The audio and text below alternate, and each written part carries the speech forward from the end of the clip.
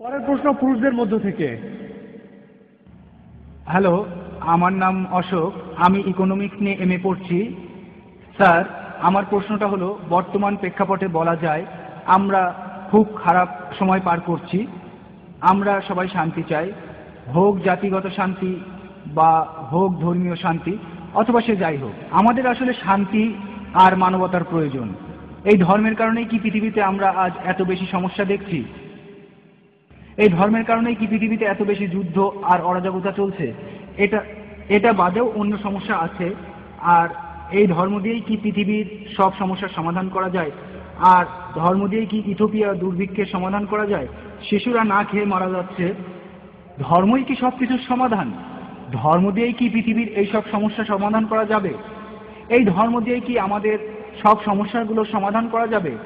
আমার মনে হয় অন্য কোনো সমাধান আছে। ভাই, খুব সুন্দর প্রশ্ন করেছেন। পৃথিবীতে এখন অনেক সমস্যা, ধর্মই কি এসবের সমাধান দেবে? ইথিওপিয়াতে অনেক মানুষ মারা যাচ্ছে, ধর্ম কি এটা সমাধান? ভাই, সত্যের ধর্মটাই এখানে সমাধান।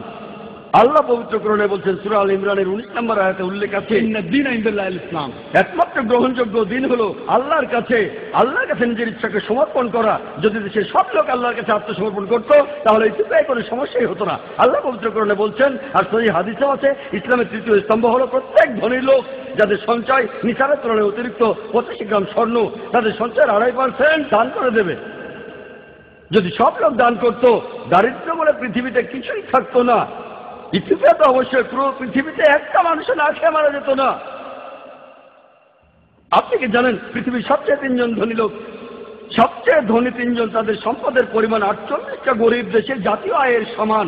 সবচেয়ে ধনী 3 জন, যদি এই 3 জন জাকাত দেয়, মানুষের অনেক সমস্যার সমাধান হয়ে যাবে। সমস্যা হচ্ছে, প্রত্যেকটা মানুষ যদি ইসলাম ধর্ম পালন করত, আল্লাহর কাছে নিজের ইচ্ছাকে সমর্পণ করত। আপনি একটা সমস্যার কথা বললেন, যে সমস্যার কথাই বলেন না কেন, আলহামদুলিল্লাহ পবিত্র কোরআনে সেই সমস্যার সমাধান দেওয়া আছে। সত্যের ধর্ম পালন করুন, সত্যিকারের শান্তি পাবেন।